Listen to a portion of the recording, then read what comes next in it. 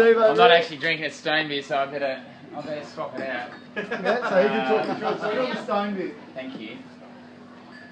Yeah, right, okay. Thanks, Carl, for popping that on me just now. What does it taste like again? Yeah, stone beer. This is just sort of something we get to do once a year, have a bit of fun at the brewery.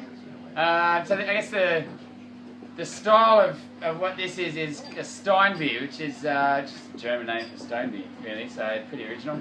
Yeah, it's back in the day, and this is sort of way back in the day, so way back. They didn't have stainless steel, copper.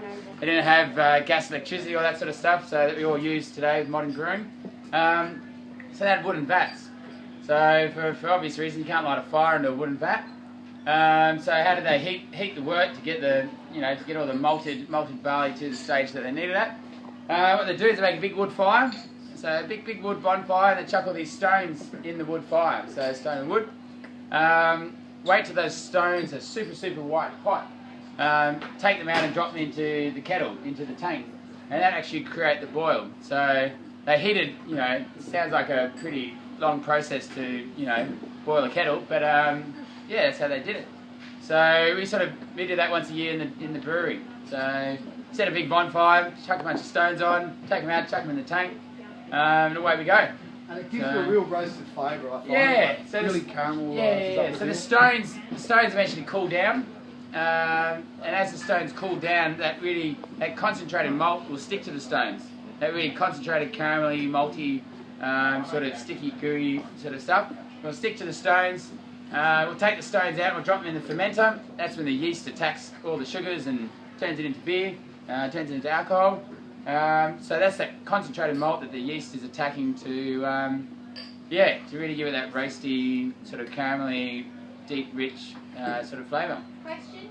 Sure. Best temperature? To me, this would seem to be better if it was a bit warmer than Yeah, so you get different. It depends what you really want out of your beer. Like you get sort of different notes, different flavours as you let it warm up a bit. Funnily enough, they used to actually judge beer by warming up to room temperature and then drinking it, because all the imperfections, all the impurities will actually come out as it gets warmer. Plus, you don't want to let it warm up too much. No, well, You were wrong, man. fault it as you may, like I mean, yeah. It's like your 6 beer days, we clearly know by now. Yeah, That's why I asked the question.